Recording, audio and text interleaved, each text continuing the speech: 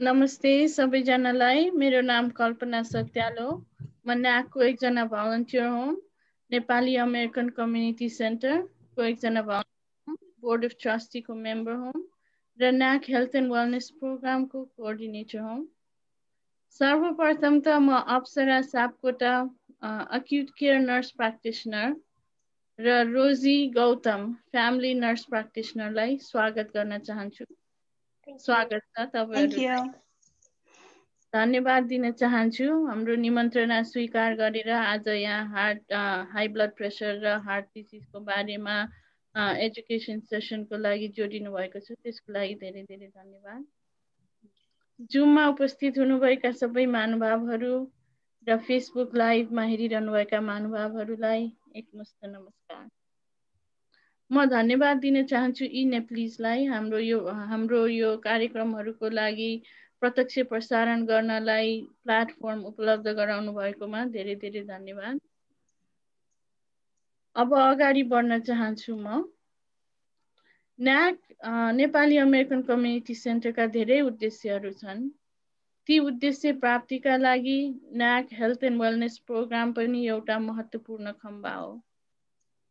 न्याक health and wellness प्रोग्रामको उद्देश्य के हो त भन्दाखेरि रोगहरूको रोकथाम व्यवस्थापन गर्नका लागि र समग्र शारीरिक, मानसिक र आध्यात्मिक स्वास्थ्यका लागि जीवन उपयोगी ज्ञान उपलब्ध गराउने कार्यक्रमहरू सञ्चालन गर्ने हो। त्यसै सिलसिलामा न्याकले योगा, ध्यान, प्राणायाम, जुम्बा, एरोबिक्स प्रवचनहरू, हेल्थ अवेरनेस प्रोग्रामहरू, आयुर्वेद प्रोग्रामहरू, जीवन विज्ञान प्रोग्रामहरू आदि इत्यादि सञ्चालन गर्दै आएको छ। अब आजको यो blood pressure and heart disease कार्यक्रम पनि त्यसै अन्तर्गत पर्दछ। हजुरहरूलाई थाहा नै होला हामीले फेब्रुअरीमा मुटुको सम्बन्धी कार्यक्रमहरू सञ्चालन गर्दै आएका छौँ, किनकि फेब्रुअरी हार्ट हेल्थ मन्थ हो। र त्यो भन्दा पनि इम्पोर्टेन्ट कुरा के हो भने heart disease is the leading cause of death in the United States and in the world. संसारभरिमा र अमेरिकामा मृत्युहरूको नम्बर 1 कारण चाहिँ मुटुको रोग हो। त्यसै कारणले यो एकदम महत्त्वपूर्ण टपिक हुन गएको छ। अनि त्यसमा पनि हार्ट डिजिजमा सबै कारणहरू हेर्दाखेरि हाई ब्लड प्रेसर चाहिँ एउटा प्रमुख कारण हो। त्यसै आज हाई ब्लड प्रेसरमा फोकस गर्नेछौँ हामीले। अब हाम्रो प्रेजेन्टरहरूको सानो इन्ट्रोडक्सन दिउँ भने Apsara Aryal is a very experienced critical care nurse. पहिला अहिले चाहिँ she is advanced acute care nurse practitioner अनि उहाँ चाहिँ अहिले कार्डियोलोजिस्ट डिपार्टमेन्टमा कार्यरत हुनुहुन्छ। Rosie Gautam is also a very experienced critical care nurse. उहाँ चाहिँ family nurse practitioner हुनुहुन्छ र critical care unitमा कार्यरत हुनुहुन्छ। प्रोग्राम अगाडि बढाउनको पहिला म के भन्न चाहन्छु भने हाम्रो प्रोग्रामको एन्डमा क्वेसन एन्सर सेसन हुनेछ। यदि फेसबुकबाट हेरिराख्नु भएको छ भने कमेन्ट बक्समा आफ्नो क्वेसनहरू राखिदिनु होला। यदि जुममा हुनुहुन्छ भने च्याट बक्समा आफ्नो क्वेसनहरू राखिदिनु होला र प्रोग्रामको एन्डमा हामीले ती क्वेसन एन्सर सेसन राखेर एन्सरहरू उपलब्ध गराउनेछौँ। यदि कोही क्वेसनहरू कम्प्लिकेटेड छन्, कम्प्लेक्स छन् भने good news, next week doctor बदाललाई हामीले फेरि पनि इन्भाइट गरेका छौँ। डाक्टर बदाल चाहिँ कार्डियोलोजिस्ट हुनुहुन्छ। उहाँ चाहिँ नेपालको एसएलसीमा बोर्ड फर्स्ट हुनुभएको रे, एकदम राम्रो कार्डियोलोजिस्ट हुनुहुन्छ। अर्को हप्ता हाम्रो वेन्सडे नै आउँदै हुनुहुन्छ। मैले उहाँलाई भनेकी छु आज क्वेसनहरू मैले आज पनि कलेक्ट गरेर राख्छु भनेकी छु। क्वेसन एन्सर सेसन हुँदैछ अर्को हप्ता होइन। अब यति भन्दै म यो जुम माइक्रोफोन रोजी बहिनीलाई ह्यान्डओभर गर्न चाहन्छु र प्रोग्राम अगाडि बढाउनको लागि अनुरोध गर्दछु। रोजी थियो। नमस्ते, म रोजी गौतम। यहाँ उपस्थित सबैजनालाई मेरो नमस्कार। सर्वप्रथम त म डाक्टर कल्पना दिदीलाई यो प्रोग्राम अर्गनाइज गर्नुभएकोमा धेरै धेरै धन्यवाद दिन चाहन्छु। यो फेब्रुअरी अमेरिकन हार्ट मन्थ हो यो समय चाहिँ मुटुको रोग के हो, यसलाई कसरी हुन नदिने, यसबाट कसरी बच्न सकिन्छ भन्ने कुराको जानकारी रहनु धेरै महत्त्वपूर्ण छ, जसले गर्दा हामीले स्वस्थ र लामो जीवन बाँच्न सकियोस्। हरेक 4 को मृत्युमा एक मृत्यु मुटुको रोग अथवा हार्ट डिजिजले हुन्छ। संसारभरि जति कुनै रोगको कारणले मरिरहेका छन् भने ती मध्ये हार्ट डिजिज चाहिँ एउटा मुख्य कारण हो। हार्ट डिजिज अथवा हृदयको रोग भन्न साथ यसमा धेरै मुटुको समस्याहरू पर्छन्। कोरोनरी आर्टरी डिजिज, मुटुको रक्तनलीको समस्या, हार्ट इन्फेक्सन, हार्टको रोग संक्रमण देखि लिएर जन्मजातमै हुने कन्जेनाइटल हार्ट प्रब्लम अथवा हेरिडिटीबाट वंशबाट हुने थुप्रै मुटुको समस्या पर्छन्। तर धेरै जसो हुने मुटु रोगको कारण चाहिँ एउटा high blood pressure, high cholesterol, diabetes र स्मोकिङ हुन्। अरु त्यस्तै हाम्रो लाइफस्टाइलको कारणले, जस्तै ओबेसिटी मोटोपन भयो, अनहेल्दी इटिङ अस्वस्थकर खाने, सेडेन्टरी लाइफ हैन शारीरिक गतिविधि कम, स्ट्रेस तनाव र स्मोकिङ धूम्रपान जस्ता बानीले पनि हाम्रो मुटुलाई असर गर्न सक्छ। त्यही भएर आजको यो कार्यक्रममा हामी दुई नर्स प्र्याक्टिसनरहरू मुटुको रोगमा महत्त्वपूर्ण भूमिका खेल्ने हाई ब्लड प्रेसरको बारेमा छलफल गर्नेछौँ। अर्को कुरा, हाई ब्लड प्रेसरलाई साइलेन्ट किलर पनि भनिन्छ, जसले रोगको लक्षण नदेखाउने, देखाएपछि चाहिँ ढिलो भइसक्ने भएको हुँदा आज हामी हजुरहरूलाई हाई ब्लड प्रेसर भनेको के हो, यो के कारणले हुन्छ र यसलाई कसरी नियन्त्रण अथवा प्रिभेन्सन र म्यानेजमेन्ट गर्ने भन्ने चाहिँ जानकारी दिनेछौँ। अर्को कुरा म के पनि भन्न चाहन्छु भने यो एउटा चाहिँ हाम्रो सानो एजुकेसनल प्रोग्राम मात्रै हो, सानो एउटा शैक्षिक कार्यक्रम मात्रै हो। हजुरहरूलाई मुटुको समस्या पहिलेदेखि नै छ अथवा त्यसको लागि के गर्ने हुने के गर्न नहुने भन्ने कुरा चाहिँ हजुरहरूले आफ्नै डाक्टरसँग सल्लाह गर्नुहोला। अब म यति भन्दै यो माइक अप्सरालाई दिन्छु। अप्सरा बहिनीले चाहिँ हाई ब्लड प्रेसरको बारेमा जानकारी दिनुहुन्छ। Thank you, Rosie di. Namaste, मेरो नाम अप्सरा आर्य सापकोटा हो। Thank you, Kalpana Diju, for having me here today. आज चाहिँ म अब ब्लड प्रेसरको signs and symptoms, blood pressure high हुने कारणहरू के हुन्, यसको कम्प्लिकेसन के हो, त्यसको बारेमा छोटो छलफल गर्छु। ब्लड प्रेसर भनेको के हो त? ब्लड प्रेसर भनेको चाहिँ हाम्रो शरीरभित्र हुने रक्तनाली, जसलाई हामी ब्लड भेसल्स भन्छौँ हैन। यो ब्लड भेसल्समा चाहिँ रगत बग्दाखेरि यो ब्लड भेसलको भित्तामा पर्ने प्रेसरलाई चाहिँ हामी ब्लड प्रेसर भन्छौँ। यो चित्रमा हजुरले देखिराख्नु भएको छ हैन, एउटा रातो रङको छ, एउटा नीलो रङको छ। यो चाहिँ एउटा क्लोज सिस्टम छ हैन, रक्तनालीको चाहिँ क्लोज सिस्टम हुन्छ। यो सिस्टममा चाहिँ ब्लड फ्लो हुँदा ब्लड फ्लोलाई चाहिँ मुटुले सञ्चालन गर्छ। यो चाहिँ हाम्रो रक्तनाली हुन् हैन, यो भित्र भएको चाहिँ। अब ब्लड प्रेसरको चाहिँ दुईटा नम्बर हुन्छ, एउटा तलको नम्बर, एउटा माथिको नम्बर। यो नम्बरहरूको मिनिङ के हो त? यो नम्बर के हो त भने माथिको नम्बरलाई हामी सिस्टोलिक ब्लड प्रेसर भन्छौँ, तलको नम्बरलाई हामी डायस्टोलिक प्रेसर भन्छौँ हैन। अब हाम्रो शरीरमा यो ब्लड भेसल्समा रगत बग्दा चाहिँ कसरी बग्छ भने पानी जस्तो सिधा नबगेर रगत चाहिँ यसरी बगिरहेको हुन्छ हैन। यो मुटुको धड्कन अनुसार ब्लड भेसल्समा ब्लड यसरी बग्छ र यस्तो भएको बेलामा जब यो तन्केको बेला छ, यति बेलाको नम्बरलाई हामी सिस्टोलिक नम्बर भन्छौँ। यो चाहिँ माथिको नम्बर भयो। र यो खुम्चेको बेला जुन छ, यो चाहिँ धड्कनको बिचको बेला पर्छ हैन। यस्तो बेलाको प्रेसरलाई चाहिँ हामी डायस्टोलिक प्रेसर भन्छौँ, जुन चाहिँ त्यो ब्लड प्रेसरको मुनिको नम्बर हुन्छ है। अब हामी ब्लड प्रेसर गाइडलाइन्सको कुरा गरौँ। नर्मल ब्लड प्रेसर कति हो त? स्ट्यान्डर्ड नर्मल ब्लड प्रेसर भनेको चाहिँ 120/80 हो हैन। यहाँ जस्तै अब यो गाइडलाइन्स आउँदैछ, यो गाइडलाइन्समा देख्न सक्नुहुन्छ। तर 120 भन्दा लेस, त्यो भन्दा थोरै छ भने पनि त्यो नर्मल ब्लड प्रेसर हुन्छ, अनलेस हामीलाई कुनै साइन्स एन्ड सिम्पटम्स भएको छैन भने। सो नर्मल स्ट्यान्डर्ड चाहिँ यहाँ देखिराख्नु भएको छ, 120/80 हुन्छ।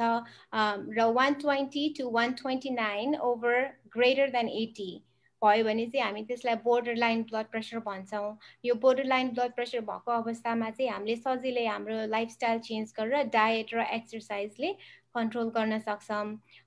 130 to 139/80 to 89 यो अवस्थामा चाहिँ हामी अब ब्लड प्रेसरको स्टेज 1 भन्छौँ हैन।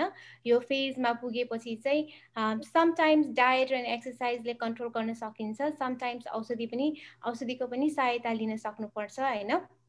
यो ब्लड प्रेसर भएको बेलामा चाहिँ आफ्नो डाक्टरसँग सल्लाह गर्न एकदम जरुरत छ। डायट र एक्सर्साइज मात्र गरेर हुन्छ कि diet and exercise plus medicine गर्नुपर्छ, त्यो चाहिँ आफ्नो डाक्टरसँग सल्लाह गर्नुपर्छ। अनि यो लास्टमा चाहिँ हजुरले देखिराख्नु भएको छ ग्रेटर देन 140 ओभर 90, यो फेजलाई चाहिँ अब हामी स्टेज 2 ब्लड प्रेसर भन्छौँ हैन। यो चाहिँ धेरै हाई ब्लड प्रेसर भयो। यसलाई चाहिँ डायट र एक्सर्साइजले मात्र कन्ट्रोल नभएर औषधि नै चलाउन सक्नुपर्ने हुन्छ र कुनै कुनै बेलामा एउटा औषधिले नपुगेर 2 अथवा 2टा भन्दा बढी औषधिको पनि आवश्यकता पर्न सक्छ। यो कुनै पनि नम्बर लिएर आफैले घरमा औषधि चाहिँ नगर्नु होला, आफ्नो डाक्टरसँग सल्लाह गर्न एकदम जरुरत छ। आफ्नो क्रोनिक कन्डिसन, आफ्नो पर्सनल हेल्थ ले पनि फरक पार्छ। यो चाहिँ एकदम स्ट्यान्डर्ड गाइडलाइन्स हो हैन अमेरिकन हार्ट एसोसिएसनको। अब कसैले चाहिँ अब मेरो ब्लड प्रेसर 120 भन्दा कम छ, 110 छ, 190 छ, अब लो ब्लड प्रेसर भयो भन्नुहुन्छ हैन। लो ब्लड प्रेसर पनि कसैको लागि चाहिँ नर्मल हुन्छ। अब जस्तै मेरो नै लेस देन 100 छ एन्ड इट्स नर्मल। अनलेस अब हामीलाई कुनै साइन्स एन्ड सिम्पटम्स हुन्छ, फेन्ट हुने, डिजी हुने, लाइट हेडेड हुने भयो भने चाहिँ त्यो लो ब्लड प्रेसर हो। नत्र भने if we are fine, normal symptoms केही छैन भने त्यो हाम्रो लागि आफ्नो नर्मल ब्लड प्रेसर हुन्छ है। अब ब्लड प्रेसर हाईको कुरा गरौँ फेरि। ब्लड प्रेसर हाई भयो भनेर कसरी थाहा पाउने त, यसको लक्षणहरू के हुन् त भन्दाखेरि चाहिँ अनफर्चुनेटली हाई ब्लड प्रेसरको चाहिँ कुनै पनि लक्षण नहुन पनि सक्छ। कोही मान्छेलाई लक्षणहरू आउन सक्छन्, लकिली पहिल्यै थाहा हुन सक्छ भने कोही मान्छेलाई चाहिँ लक्षण नै नभइकन पनि हैन अर्गन ड्यामेजहरू भइसक्छ। अनफर्चुनेटली यसलाई हामी साइलेन्ट किलर भन्छौँ। त्यही कारणले हो, जबसँग ब्लड प्रेसर हाई भयो भनेर थाहा हुन्छ त्यति बेलासम्म चाहिँ हाम्रो अर्गन ड्यामेजहरू भइसकेको हुन्छ। यसले हाम्रो किडनीलाई एकदम अफेक्ट गर्छ, हाम्रो आइज आँखालाई अफेक्ट गर्छ हैन, अनि हामीलाई स्ट्रोक पनि हुन सक्छ, ब्रेनलाई अफेक्ट गर्छ। त्यसैले सबैभन्दा इम्पोर्टेन्ट कुरा चाहिँ के हो भने हामीले आफैले ब्लड प्रेसर बेलामा चेक गर्नुपर्छ। 18 वर्षदेखि 30 वर्षको उमेरमा चाहिँ यहाँले गरिरहेको हामीले देखिरहेका छौँ। अझै पनि एकपटक प्रयास गर्नुहोस् त। मैले अनम्युटको लागि संकेत गरेको छु प्रेरणाज्यू।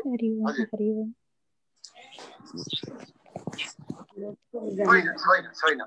ठिक छ, फेरि अर्को पटक हामी कुराकानी गरौँला ल। यहाँलाई धेरै धन्यवाद छ। यहाँले अत्यन्तै प्रसन्नता। Thank you. So unfortunately high blood pressure लाई silent killer भन्छौँ हामी हैन। लक्षणहरू देखा नपर्न सक्छ। मैले अघि भने यसले हाम्रो आँखा, हाम्रो ब्रेन, किडनी सबै कुरालाई अफेक्ट गर्छ, अर्गन फुल्ली ड्यामेज हुन सक्छ। र अब ब्लड प्रेसरलाई कसरी ध्यानमा राख्ने भन्दा चाहिँ हामीले 18 वर्षदेखि 30 वर्षको उमेरसम्म चाहिँ इट इज भेरी इम्पोर्टेन्ट कि हामी हैन 2 वर्षमा एटलिस्ट एकचोटि चाहिँ फिजिकल चेकअप गरेर हैन एकचोटि चाहिँ ब्लड प्रेसर नाप्नुपर्छ भनेर चाहिँ हाम्रो अमेरिकन हार्ट एसोसिएसनको गाइडलाइन्समा छ, रेकमेन्ड गरिएको छ। र 30 वर्षपछि चाहिँ एटलिस्ट वर्षको एकचोटि एनुअल भिजिट गर्ने, आफ्नो ब्लड प्रेसर चेक गर्ने भनेर रेकमेन्ड गरिएको छ। र अफकोर्स आफैले पनि घरमा हैन एभ्रीडे ब्लड प्रेसर चेक गर्न सकिन्छ, त्यसको रेकर्ड राख्न सकिन्छ। हाई भएमा डाक्टरसँग सल्लाह गर्न जरुरी छ। यो साइन्स एन्ड सिम्पटम्स हाम्रो ब्रेन, आँखा, किडनी कसरी अफेक्ट हुन्छ अहिले रोजी दिदीले अलि डिटेलमा एक्सप्लेन गरिदिनुहुन्छ। अब चाहिँ हामी यो ब्लड प्रेसरको रिस्क फ्याक्टर्सहरू, हाई ब्लड प्रेसर किन हुन्छ त्यो कारणहरूको कुरा गरौँ हैन। ब्लड प्रेसरको रिस्क फ्याक्टर्सलाई चाहिँ हामीले 2 तरिकाले डिभाइड गरेका छौँ है। यसलाई चाहिँ मोडिफाएबल अनि non modifiable. Modifiable risk factors भनेको चाहिँ जुन कुराहरूमा हाम्रो कन्ट्रोल छ, जुन कुरालाई हामीले कन्ट्रोल गर्न सक्छौँ हैन। अब नन मोडिफाएबल फ्याक्टर्स भनेको चाहिँ जुन कुरामा हाम्रो कन्ट्रोल छैन, जुन चाहिँ हाम्रो बसको कुरा छैन है। अब पहिला मोडिफाएबल कुरा गरौँ। मोडिफाएबल रिस्क फ्याक्टर्समा अब सबैभन्दा सर्वप्रथम त स्मोकिङ पर्छ हैन। स्मोकिङ चाहिँ अब चुरोट खाँदा के हुन्छ भने चुरोटमा हुने केमिकल जसलाई निकोटिन भन्छौँ, त्यो निकोटिन चाहिँ यस्तो पावरफुल हुन्छ कि त्यसले चाहिँ रक्तनालीलाई हाम्रो ब्लड प्रेसरको वाल्सहरूलाई एकदम कन्स्ट्रिक्ट लाइक साँगुरो पार्न सक्छ होइन। अनि ब्लड प्रेसर्सहरू साँगुरो भएपछि के हुन्छ भने त्यो ब्लड त्यहाँ फ्लो हुँदाखेरि धेरै प्रेसर चाहिन्छ फ्लो हुनलाई। जसरी नर्मली स्मुथली फ्लो हुन्थ्यो त्यसरी नभएर धेरै प्रेसर एक्सर्ट गर्नुपर्छ। त्यो हिसाबले चाहिँ स्मोकिङ गर्दाखेरि मान्छेहरूको ब्लड प्रेसर हाई हुन्छ है। अनि अर्को कुरा चाहिँ हामीले एक्सेसिभ सल्ट इन्टेक, धेरै नुन खायो भने चाहिँ ब्लड प्रेसर हाई हुन्छ। अब नुनले कसरी ब्लड प्रेसर हाई हुन्छ भन्नुहुन्छ होला होइन। नुनले के हुन्छ भने हाम्रो शरीरमा नुन धेरै भएपछि नुनले गर्दाखेरि पानी पनि जम्मा हुन्छ। जति पानी हाम्रो शरीरबाट बाहिर निस्किनु पर्थ्यो त्यो पानी बाहिर ननिस्किएर शरीरकै सेल्स अनि टिस्युजमा बस्छ होइन। अनि हाम्रो शरीरमा फ्लुइडको भोल्युम बढ्छ है। अनि फ्लुइडको भोल्युम बढेपछि त्यो ब्लडलाई पम्प गर्नलाई मुटुलाई गाह्रो हुन्छ अनि त्यही अनुसारले ब्लड प्रेसर पनि हाई हुँदै जान्छ।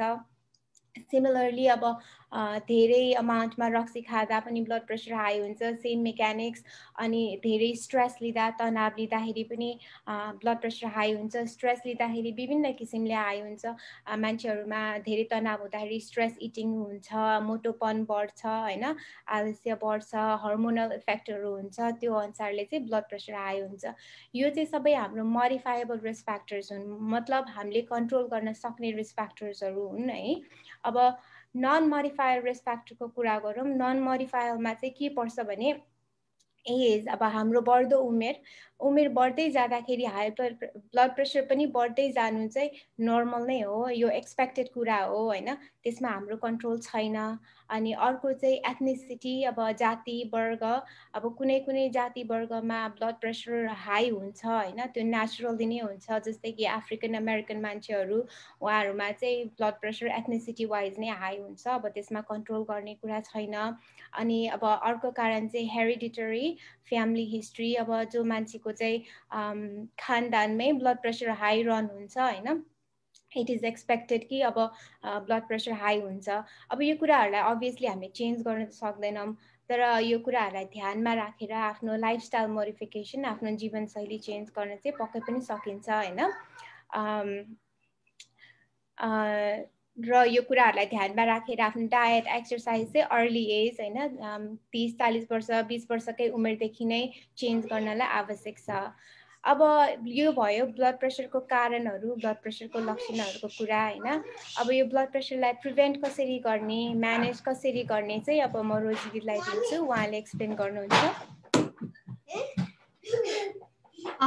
अब हाई ब्लड प्रेसरलाई कसरी हुन नदिने अथवा भयो भने यसलाई कसरी नियन्त्रण गर्ने त? अब अघि हाम्रो अप्सरा बहिनीले भने जस्तै लाइफस्टाइल मोडिफिकेसन, यो चाहिँ एकदम धेरै इम्पोर्टेन्ट होइन। अब हाम्रो जीवनशैली कस्तो हुनसक्छ, फिजिकल एक्सर्साइज, डायट होइन, त्यसपछि नुन कम खाने, अल्कोहल नखाने, त्यस्ता कुराहरू पर्छन्। अब पहिला सुरु फिजिकल एक्सर्साइजको कुरा गरौँ, शारीरिक व्यायाम। अब अमेरिकन हार्ट एसोसिएसनले चाहिँ के रेकमेन्ड गरेको छ भने 7 दिनमा एटलिस्ट 5 डेज, नभए पनि 6 डेज 7 डेजै भनौँ, 30 मिनट टु 40 मिनट 30 देखि 40 मिनटसम्म चाहिँ हप्ताको 5 दिन चाहिँ एक्सर्साइज गर्नुपर्छ भनेर भनेको छ। त्यो पनि मोडरेट टु भिगरस एक्टिभिटीहरू गर्ने भनेको छ। अब त्यस्तोमा चाहिँ जस्तै वाकिङ होइन, फास्ट वाकिङ, स्विमिङ, डान्सिङ, बाइसाइक्लिङहरू पर्छ। त्यस्तै अब बारीमा काम गर्नेहरू पर्छ होइन। अब एक्सर्साइजले चाहिँ हाम्रो ब्लड प्रेसर मात्रै घटाउने होइन, यसका अरू फाइदाहरू, अब कोलेस्ट्रोलहरू घटाउँछ, स्ट्रेस कम गर्छ, हार्ट जोड्नेको समस्या छ भने त्यो पनि कम गर्छ। अर्को भयो हेल्दी डायट। अब हेल्दी डायटमा चाहिँ फर्स्ट फ्रुट्स एन्ड भेजिटेबल्स, प्रशस्त मात्रामा फलफुल सागसब्जीहरू धेरै मात्रामा खाने होइन, फ्रेस फ्रुट्स एन्ड भेजिटेबल। अब प्रोटिन, अब प्रोटिन चाहिँ लिन प्रोटिन भनिन्छ। लिन प्रोटिन भनेको चाहिँ अब बोसो नभएको मासुहरू जस्तै चिकनको व्हाइट मिट खान राम्रो हुन्छ। अब रेड मिट जुन खसीको मासु हुन्छ त्यो एकदम कम खाने। त्यस्तै माछा, दाल, गेडागुडीहरू धेरै खाने। अर्को डेरी प्रोडक्ट, अब दुधहरू खाँदाखेरि लो फ्याट मिल्क, स्किम मिल्क होइन, लो फ्याट योगर्ट, अब फ्याट कम भएको दुध, दहीहरू खानु पर्यो। अब घिउ त हजुरहरू सबैलाई थाहा छ खानै हुँदैन भन्ने कुरा होइन। अनि त्यस्तै अब बटर, अब स्यालेडहरू खानुहुन्छ भने पनि स्यालेड ड्रेसिङ पनि वाच गर्नु पर्यो, कुनै कुनैमा एकदम हाई फ्याटहरू हुन्छ त्यो पनि वाच गर्नुपर्छ। अर्को छ हाम्रो कार्बोहाइड्रेट। कार्ब्समा कस्तो कार्ब्स खाने त भन्दाखेरि होल ग्रेन फुड, जसलाई खस्रा अन्नहरू भनिन्छ हैन, जस्तै मकै, गहुँ, जौ, कोदो। अब राइसमा पनि व्हाइट राइस भन्दा पनि ब्राउन राइस, अरू वाइल्ड राइसहरू खाने। त्यस्तै होल ग्रेन सिरियलहरू भयो, ब्रेडहरू खाँदा पनि whole grain bread instead of white ब्रेडहरू खाने। अनि हाई फाइबर फुडहरू, रेसादार खानेकुराहरू, गेडागुडी, सागसब्जीहरू चाहिँ धेरै मात्रामा खाने। अनि खाना पकाउँदा पनि अब हामीले तेलमा तार्नुको साटो चाहिँ उसिनेर, उमालेर हैन, बोइल गरेर, ग्रिल गरेर अथवा रापमा पकाएर खाँदा राम्रो हुन्छ। अब अर्को पोइन्ट के छ भन्दा सल्ट इन्टेक, रेड्युसिङ सल्ट इन्टेक, नुन चाहिँ एकदम कम खाने। अब अमेरिकन हार्ट एसोसिएसनले एउटा नर्मल व्यक्तिलाई हैन, एउटा ब्लड प्रेसर नभएको व्यक्तिले चाहिँ एटलिस्ट 2400 मिलिग्राम पर डे, जुन भनेको चाहिँ हाम्रो त्यो सानो चिया चम्चाको 1 चिया चम्चा चाहिँ दिनमा खान रेकमेन्ड गरिएको छ। त्यही पनि अब कसैलाई ब्लड प्रेसर छ, ब्लड प्रेसरको औषधि खानुहुन्छ भने त अझ 1500 मिलिग्राम पर डे मात्रै खाने जनाइएको छ। अघि अप्सरा बहिनीले भने जस्तै हैन, नुनले चाहिँ हाम्रो शरीरभित्र चाहिने भन्दा बढी पानी लिन्छ र मुटुलाई अनावश्यक लोड दिने अथवा मुटुको कामलाई बढाइदिन्छ। त्यही भएर अब यो अहिले बजारहरुमा जुन रेडीमेड यो फ्रोजन फुडहरु पाइन्छ, प्रोसेस प्याकेज गरिएको क्यानमा भएका फुडहरु हुन्छन् हैन, जस्तै चिप्स, सोडा, फ्यान्टा, कोकहरु, यिनीहरुमा सबैमा नुन हुन्छ र यस्तो चीजहरु खाँदाखेरि चाहिँ हामीले एकदम सतर्क अपनाउनु पर्छ। अब यी त भए साधारण खानेकुराको लिस्टहरु मात्रै। हजुरहरुलाई कुनै अरु नै समस्या छ जसमा खाना बार्नु पर्ने, मुख बार्नु पर्ने छ भने हजुरहरुले आफ्नो डाक्टरसँग सल्लाह गर्नुहोस्। अर्को नो अल्कोहल, रक्सी नखाने अथवा घटाउने। अब यसमा पनि अमेरिकन हार्ट एसोसिएसनको अनुसार चाहिँ अल्कोहल त खाँदै नखाने, खाने हो भने चाहिँ एकदम मोडरेट अमाउन्टमा खाने। अब केटा मान्छेलाई चाहिँ 2 ड्रिंक पर डे रेकमेन्ड गरेको छ हैन, केटी मान्छेलाई चाहिँ 1 ड्रिंक पर डे। अब हजुरहरुको 1 ड्रिंक भनेको चाहिँ 1 क्यान अफ बियर, अनि त्यसपछि 1 ग्लास अफ वाइन भनेको छ हैन, जो चाहिँ 5 आउन्स हुन्छ, 150 ml जति पर्छ। अर्को चाहिँ नो स्मोकिङ अथवा अब धुम्रपान नगर्ने हैन, स्मोक अब कट डाउन गर्न पर्यो।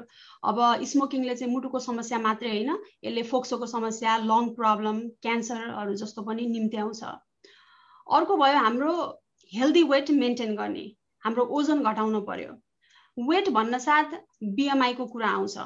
अब बीएमआई चाहिँ हाइट एन्ड वेट राखेर चेक गरिन्छ। अब यहाँ अमेरिकामा चाहिँ बीएमआई लेस देन 25 हुनुपर्छ भन्ने रेकमेन्ड गरिएको छ हैन, तर मैले लास्ट टाइम त्यो डाक्टर केसीको हेर्दाखेरि चाहिँ त्यो भिडियो हेर्दाखेरि उहाँले चाहिँ हामी साउथ एसियन डिसेन्ट को चाहिँ बीएमआई लेस देन 23 हुनुपर्छ भनेर भन्नुभएको थियो। त्यो चाहिँ मलाई पनि थाहा थिएन। त्यो भयो वेटको कुरा। अब अर्को छ म्यानेजिङ स्ट्रेस हैन, मानसिक तनाव घटाउनु पर्यो। अब युजुअली स्ट्रेस भएपछि चाहिँ धेरै सोच्ने, निराश हुने हुन्छ, निन्द्रा नलाग्ने हुन्छ, अनि ब्लड प्रेसर बढ्छ। त्यही भएर योगा, मेडिटेसन, ध्यान, प्राणायाम, एक्सरसाइजहरुले यस्तो स्ट्रेसहरु कम गर्छ। अर्को अब डायबिटिज भयो हैन, डायबिटिज छ भने चाहिँ ब्लड सुगरको एकदम कन्ट्रोल गर्नु पर्यो। के खाने के नखाने भन्ने कुरालाई आधार मानेर ब्लड सुगर एकदम कन्ट्रोल गर्नु इम्पोर्टेन्ट छ। अर्को चाहिँ अब अघि अप्सराले भने जस्तै हामीले ब्लड प्रेसर चाहिँ आफ्नो मोनिटर गर्ने, लग बनाउने, ट्र्याक गर्ने हैन। अब हजुरहरुको ब्लड प्रेसर अलिक हायर रेन्जमा छ अथवा ब्लड प्रेसरको औषधि खानुहुन्छ भने चाहिँ नियमित रूपमा आफ्नो ब्लड प्रेसर चेक गर्ने। केही त्यस्तो हाई देखियो भने चाहिँ आफ्नो डाक्टरसँग चेक गर्नुपर्छ। औषधि पनि खाइरहनु हुन्छ अनि ब्लड प्रेसर पनि घट्यो भनेपछि आफै औषधि चाहिँ बन्द नगर्नुस्। यो चाहिँ डाक्टरलाई सोधेर मात्रै गर्नुस्, किनभने कुनै कुनै औषधिहरु त्यस्तो झट्ट स्टप गर्न पनि मिल्दैन। स्टप गर्यो भने अरु प्रब्लमहरु आउँछ हैन। त्यो भयो। र अब म यो हाई ब्लड प्रेसरले चाहिँ के इफेक्ट हुन्छ त, अरु के लाई चाहिँ इफेक्ट हुन्छ भन्ने कुरामा चाहिँ म अब कुरा गर्छु। अब लामो समयसम्म हाई ब्लड प्रेसर, उच्च रक्तचाप हुँदाखेरि यसले मुटु, अर्को ब्रेन, मस्तिष्क, आँखा र किडनीलाई चाहिँ नराम्रो असर गर्छ। अब ब्रेन प्रब्लमबाट सुरु गरौँ। मस्तिष्कको समस्याहरू जसरी हाई ब्लड प्रेसर, उच्च रक्तचापले हाम्रो मुटुको रक्तनलीहरूलाई प्रभाव पारे जस्तै यसले चाहिँ मस्तिष्कको नसा नलीलाई पनि असर गर्छ। अब ब्रेनको ब्लड भेसल्सहरू साँगुरिने हैन अथवा फुट्ने हुन्छ, अनि हाम्रो ब्रेनमा चाहिँ ब्लड र अक्सिजन कम हुन्छ। त्यो भएपछि चाहिँ ब्रेन स्ट्रोक बन्छ, मस्तिष्कघात हुन्छ। अब स्ट्रोक भयो भने यसले हाम्रो बोल्ने, हिँड्ने, हातखुट्टा चलाउने र अरू समस्याहरू ल्याउँछ र ठुलो मस्तिष्कघातले त झन् प्यारालाइसिस, पक्षघात अथवा मृत्यु नै हुन सक्छ। अर्को भर्खरको खोज अध्ययन, यो रिसर्च स्टडीले चाहिँ के पनि भनेको छ भने यसले चाहिँ भ्यास्कुलर डिमेन्सिया हैन, जुन चाहिँ अब यसले सोच्ने, सम्झन सक्ने, ज्ञान हुने प्रक्रियामा पनि क्षति हुन्छ भन्ने कुरा देखाइएको छ, जसलाई कग्निटिभ इम्पेयरमेन्ट, भ्यास्कुलर डिमेन्सिया भनिन्छ। तर यसको बारेमा चाहिँ अझै बढी रिसर्चहरू भइरहेको छन्। यो भयो ब्रेन प्रब्लम। अब किडनी प्रब्लममा चाहिँ हैन मृगौलाको समस्या भयो। अब लामो समयसम्म ब्लड प्रेसर हाई हुँदाखेरि चाहिँ यसले किडनीको अथवा मृगौलाको त्यहाँको नसा नलीहरूलाई पनि डिस्ट्रोय गर्छ। अब मृगौलाको छान्ने प्रक्रिया हुन्छ, त्यसलाई नोक्सानी पुर्याउँछ। त्यो माथि पनि अब झन् ब्लड प्रेसर, डायबिटिज छ, सुगर कन्ट्रोल छैन भने झन् परिणाम स्वरूप चाहिँ त्यो मृगौलाले काम गर्न छोड्छ हैन, किडनी फेलियर हुन्छ। अनि किडनीले काम नगरेपछि चाहिँ डायलिसिस अथवा किडनी ट्रान्सप्लान्ट गर्नुपर्ने हुन सक्छ। त्यसपछि अर्को प्रब्लम छ आँखा, आई प्रब्लम हैन, आँखाको समस्या। अब यो लामो समयसम्म उच्च रक्तचाप, हाई ब्लड प्रेसरले चाहिँ हाम्रो आँखाको रक्तनलीलाई पनि असर गर्छ अथवा हाम्रो जुन आँखामा यो रेटिना भन्ने हुन्छ त्यसलाई ड्यामेज गर्छ। त्यसलाई चाहिँ हाइपरटेन्सिभ रेटिनोप्याथी भनिन्छ हैन। यस्तो भएपछि चाहिँ अब टाउको दुख्ने, आँखा धमिलो देख्ने अथवा आँखै नदेखिने पनि हुन सक्छ। अब हाई ब्लड प्रेसरले ब्रेनको समस्या भयो, किडनीको प्रब्लम भयो, आईको प्रब्लम भयो हैन। अब यसले मेन त हार्ट प्रब्लम त गर्छ। अब हाम्रो अप्सराले चाहिँ हाई ब्लड प्रेसरले के कस्तो मुटुको रोगहरू गराउँछन् भन्ने कुरामा छलफल गर्छिन्। थ्याङ्क यू दिदी। सो हाई ब्लड प्रेसरले चाहिँ मुटुलाई धेरै नै असर गर्छ। मुटुको धेरै किसिमका रोगहरू हुन्छन्, एकदमै एडभान्स छ, भ्यास्ट छ अहिले सबै कुरा छलफल गर्नलाई। तर आज चाहिँ म ब्लड प्रेसरले एकदम डाइरेक्टली हैन मुटुलाई कुन रूपमा प्रभावित पार्छ, डाइरेक्टली कसरी असर गर्छ त्यो कुरा गर्छु। हजुरहरूलाई यो बारेमा केही क्वेसन्सहरू छ भने कमेन्ट बक्समा राख्नु होला।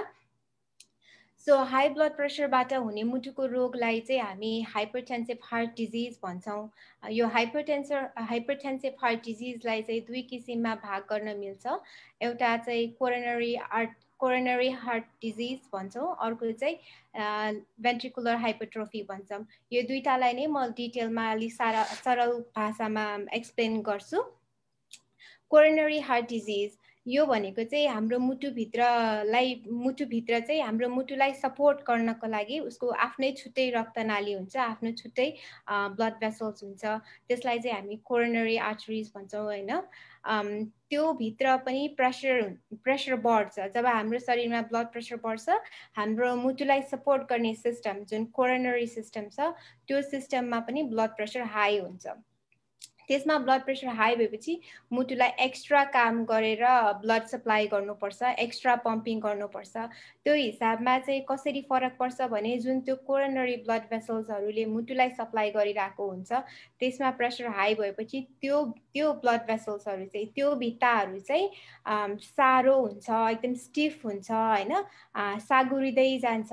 अनि सागुरिँदै गएपछि के हुन्छ भने जुन मुटुलाई नै सप्लाई गर्ने ब्लड भेसल्स हुन्छ त्यसबाट इनफ ब्लड मुटुले आफैले पाउँदैन। त्यो ब्लडमा हुने अक्सिजन मुटुले आफैले पाउँदैन अनि त्यो हिसाबमा चाहिँ मुटु गल्दै जान्छ हैन। अनि इनफ अक्सिजन नपुगेपछि, ब्लड नपुगेपछि cardiac death, sudden cardiac death भन्छौँ हामी, हार्ट एट्याक भन्छौँ हैन, त्यो हुन्छ।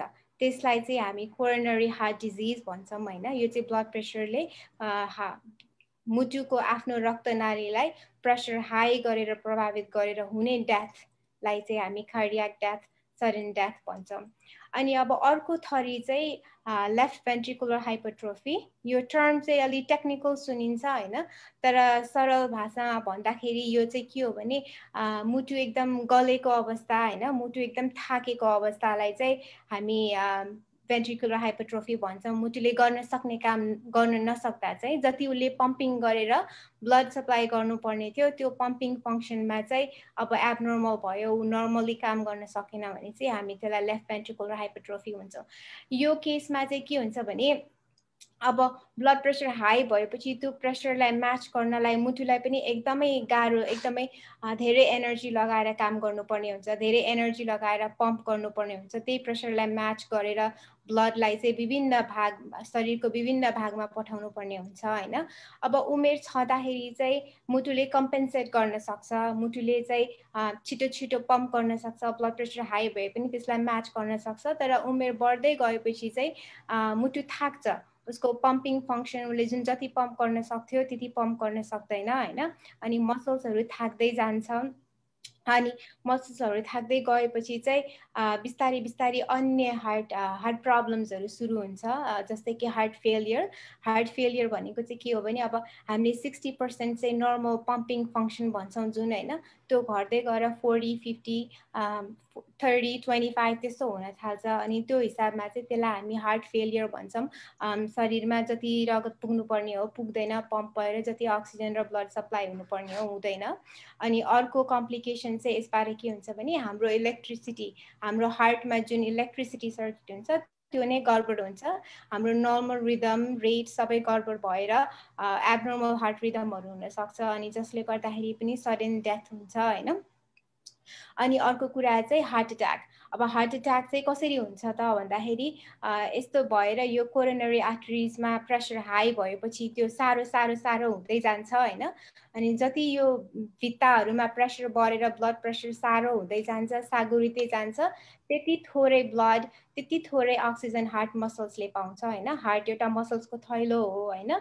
यो मसल्समा जति थोरै अक्सिजन हुँदै जान्छ त्यति टिस्युज एन्ड सेल्स चाहिँ मर्दै जान्छ हार्टको। अनि मसल्सहरू मर्दै गएपछि चाहिँ हार्ट एट्याक हुन्छ हैन, सडन डेथ हुन्छ, जसलाई हामी अचानक हृदयघात भन्छौँ। यसरी चाहिँ हार्ट एट्याक हुन्छ। यसरी चाहिँ ब्लड प्रेसरले डाइरेक्टली हार्टलाई असर गर्छ।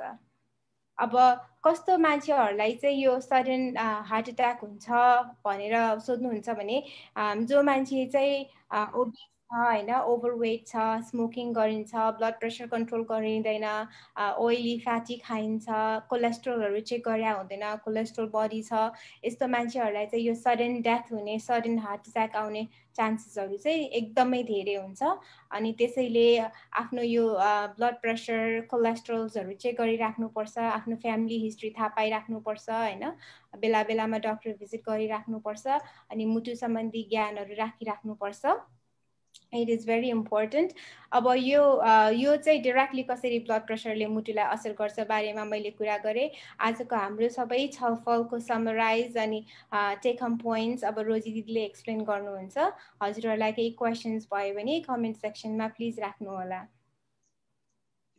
अब आजको यो शैक्षिक कार्यक्रम, यो एजुकेसनल प्रोग्रामबाट हजुरहरूले केही कुरा सिक्नुभयो भन्ने विश्वास छ। अब अहिलेको यो कोभिड-19 पेन्डेमिक र बन्द लकडाउनले गर्दाखेरि हामी चाहिँ घरमा बढी बस्ने अथवा एकदम मानसिक तनाव भएर हैन, अनहेल्दी ह्याबिटहरू, अस्वस्थकर गतिविधिहरू बढेका हुन सक्छन्। जस्तै अनहेल्दी इटिङ, अब शारीरिक गतिविधि कम, धेरै रक्सी खाने, धुम्रपान गर्ने जस्तो बानीहरू बसेको हुन सक्छ। त्यस्तो कुरामा अब हामीले ख्याल गरेर राम्रो हेल्दी ह्याबिट र खानपानमा विचार पुर्याउनु पर्छ। त्यस्तै अर्को कुरा, यो कोभिड-19 पेन्डेमिकले गर्दाखेरि कति बिरामीहरू पनि अस्पताल जान चाहिँ ढिलाइ गर्ने अथवा डराउने भएको पनि देखिएको छ। मैले यस्तो केसहरू धेरै हस्पिटलमा देखेको छु हैन।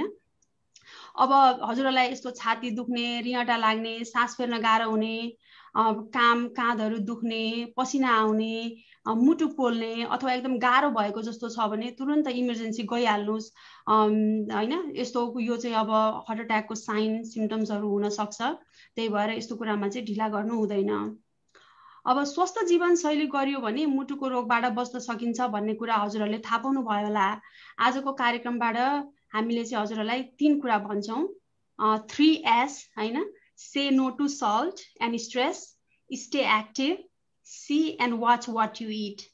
भनेको नुन कम खाने, स्ट्रेस तनाव घटाउने, शारीरिक व्यायाम गर्ने र स्वस्थ खानेकुराहरू खाने।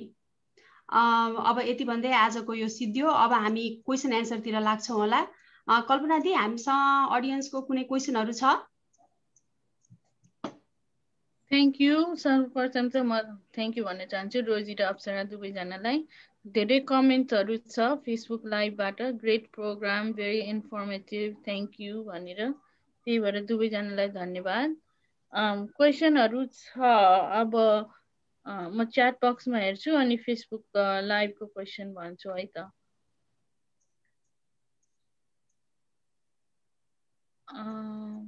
लो ब्लड प्रेसरको बारेमा अलिकति प्रकाश पार्दिनु पर्यो रे अब लो ब्लड प्रेसरको कुरा गरौँ अब हाम्रो हाई ब्लड प्रेसर हुँदा पनि थुप्रै कारणहरू हुन्छन् लो ब्लड प्रेसर हुन पनि थुप्रै कारणहरू हुन्छ अब लो ब्लड प्रेसरको कुरा गर्ने हो भने चाहिँ हैन के कारणले हुन्छन् भन्दाखेरि एउटा चाहिँ अब हामीलाई एनिमिया हुन सक्छ रक्त अल्पता भयो एउटा डिहाइड्रेसनको कारणले हुन सक्छ अथवा कुनै अरु थाइरोइड प्रब्लमको कारणले हुन सक्छ अथवा हाम्रो शरीरमा चाहिँ केही समथिङ रङ भएर लो ब्लड प्रेसर हुन सक्छ अब नम्बर चाहिँ अघि हाम्रो अप्सराले जुन त्यो चार्टमा देखाउनु भएको थियो हैन लो ब्लड प्रेसरलाई चाहिँ युजुअली डाक्टरले चाहिँ 90/60 भन्दा कम देखिएको छ भने चाहिँ त्यसलाई लो ब्लड प्रेसर भनिन्छ तर पनि अब हजुरलाई त्यो 90/60 पनि हजुरले देख्नु भयो अनि रिङटा लाग्ने एकदम टाउको दुख्ने गला जस्तो हुने फेन्ट अट्याक हुने भाषा पनि त त्यो त धेरै नै प्रब्लम भयो त्यो त अहिले नै गइहाल्नु पर्छ डाक्टरकोमा तर सधैँभरि त्यस्तै 90/60 100/60 छ केही सिम्पटम्स पनि छैन हैन एसिम्प्टोमेटिक हुनुपर्छ भने चाहिँ खासै डराउनु पर्दैन त्यही पनि सधैँ लो रन हुन्छ भने चाहिँ एकचोटी डाक्टरसँग सल्लाह गर्नु नै राम्रो हुन्छ होला हैन अप्सरा हजुर हजुरले सही भन्नुभयो त्यो बाहेक अर्को एउटा कुरा चाहिँ म के एड गर्छु भने हामीमा चाहिँ हैन हामी नेपाली अब साउथ एसियन मान्छेहरुमा चाहिँ हाम्रो बीएमआई थोरै हुँदाखेरि पनि लो ब्लड प्रेसर हुनु नर्मल नै हुन्छ अब जस्तै कि ठुलो शरीरको बनावट छ भने धेरै भोल्युम हुन्छ अनि धेरै ब्लड प्रेसर एक्सपेक्ट गरिन्छ अनि अब सानो बनावटको मान्छे छ थोरै भोल्युम छ भने थोरै ब्लड प्रेसर पनि नर्मल हुन्छ दिदीले भन्नु भएको जस्तै अब के पनि सिम्पटम्स छैन नर्मल लाइफ छ ब्लड प्रेसर 100/60 छ भने दैट इज ओके हैन वर्षको एकचोटी डाक्टरसँग भिजिट गर्दाखेरि आफ्नो ब्लड प्रेसर पक्कै पनि मेन्सन गर्नु होला र हजुरको लागि त्यही 100/60 नै नर्मल हुन सक्छ अब अर्को question Sivahari Pokhreljiubata, blood pressure fluctuation like sometimes high and sometimes low. Can I know the reason, please? Sure.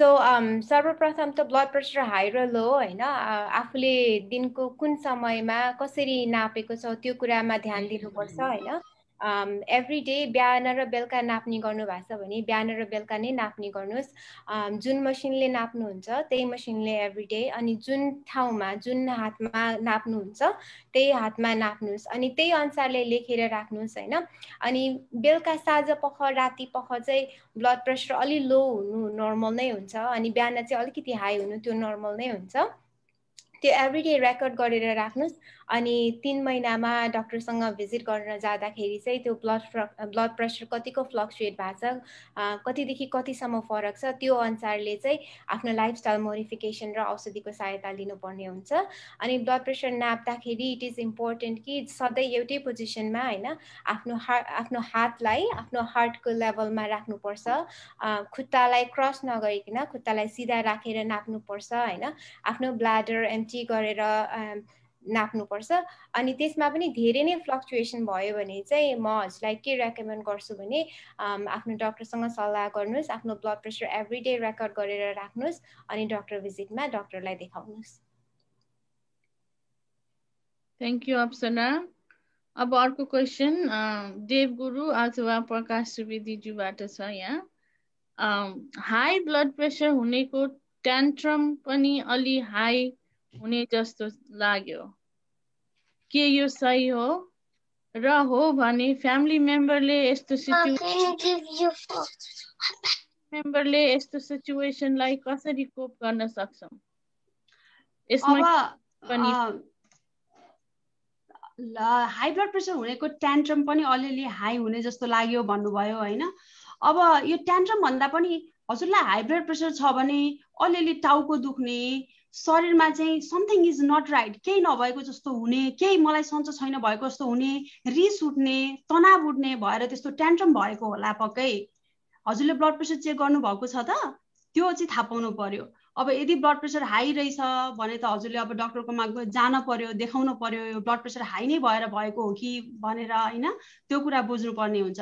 किनकि त्यतिकै हाई ब्लड प्रेसर ट्यान्ट्रमको त त्यो हुन्छ हुँदैन भन्न चाहिँ सकिँदैन, तर पनि अब हाई ब्लड प्रेसर अलिअलि हुन साथ अघि मैले भने जस्तो हैन, शरीरमा चाहिँ आफूलाई केही नभए जस्तो, I am not feeling good, I am not feeling right भने जस्तो हुन सक्छ हैन त अप्सरा?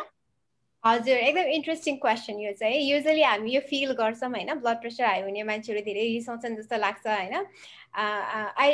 यसको डाइरेक्ट लिङ्क छ भनेर यस्तो स्टडिजहरू चाहिँ मैले देखेको चाहिँ छैन, तर क्लोज टु रिलेट गर्न चाहिँ के सक्छु भने अब ब्लड प्रेसर हाई हुने कारण हामीले वान अफ द कारण चाहिँ स्ट्रेस भनेको छौँ हैन, कन्सियसली अथवा अनकन्सियसली स्ट्रेस भएको बेलामा हैन, ब्लड प्रेसर हाई भएको बेलामा यो हर्मोनल इफेक्टहरूले गर्दाखेरि मान्छेको मुड टेम्पर डिफ्रेन्ट हुन सक्छ है। तर हाई ब्लड प्रेसरले पर्सनालिटीमा फरक पार्छ, यो रिस ट्यान्ट्रमहरू हुन्छ भन्ने चाहिँ स्टडिजले चाहिँ देखाएको छैन। तर स्ट्रेस रिलेटेड ट्यान्ट्रम, स्ट्रेसले गर्दाखेरि डिस्टर्बेन्सहरू चाहिँ हुन सक्छ। थ्याङ्क यू अप्सरा। अब अर्को क्वेसन म आउँदैछु।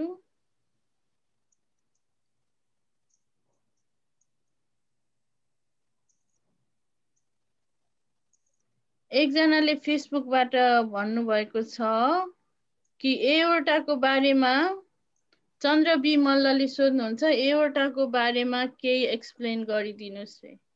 Can you explain something about how blood pressure works with the aorta? Or? Sure. So aorta भनेको चाहिँ हाम्रो शरीरको हैन बिगेस्ट आर्टरी हो हैन, अनि aorta is the first place. Aorta चाहिँ शरीर मुटुले पठाउने फर्स्ट ठाउँ हो, मुटुले पम्प गरेर हैन ब्लडलाई अक्सिजन सबै भरेर ठिक्क पारेर पठाउने ठाउँ चाहिँ एओर्टा हो। एओर्टा चाहिँ एकदमै ठुलो हुन्छ।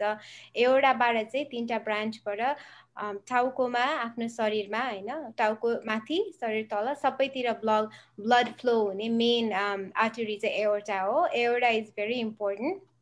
एओर्टामा फोर्स एकदम धेरै हुन्छ।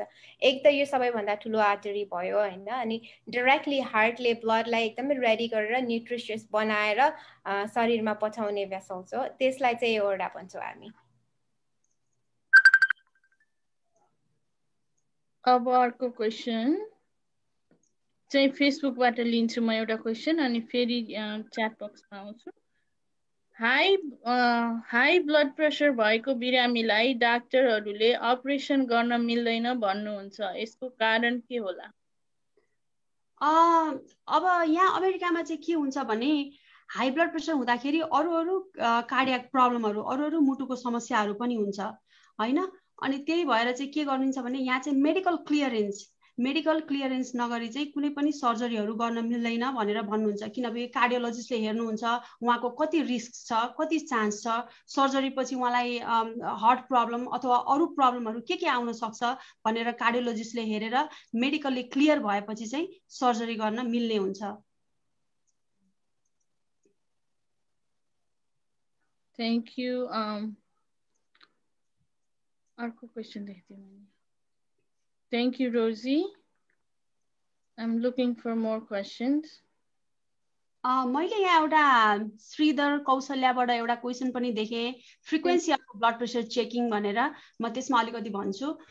अब ब्लड प्रेसर चेक कति समयमा गर्ने त भन्ने कुरा आउँछ हैन। अब हजुर नर्मल हुनुहुन्छ, हजुरको ब्लड प्रेसर 120/80 भन्दा कम छ भने अब त्यो त टेन्सन भएन हैन। अब नर्मल एनुअल चेकअप गर्नुस्, एनुअल चेकअप गर्दाखेरि डक्टरकोमा जानुस्, त्यतिखेर चेक गर्ने भइहाल्यो। तर हजुरलाई अब मुटुको प्रब्लम छ, हार्टको प्रब्लम छ, ब्लड प्रेसरको औषधि खानुहुन्छ भने त अब घरमा त्यो ब्लड प्रेसर मसिन ल्याएर हैन बिहान बेलुका दिनमा 2 चोटि, त्यही पनि अब धेरै तलमाथि हुन्छ भने त दिनमा 2 चोटि, दिनमा 3 चोटि एउटै टाइममा बिहान अथवा बेलुका चेक गर्नुपर्छ। अनि हजुरलाई अब एकदम तलमाथि हुनेछ भने त अघि अप्सराले भने जस्तै लग राख्ने हैन, आफ्नो ब्लड प्रेसरको चाहिँ लिस्ट बनाएर राख्ने, अनि त्यसपछि डाक्टरकोमा जाँदाखेरि चाहिँ लिएर जानुपर्ने हुन्छ।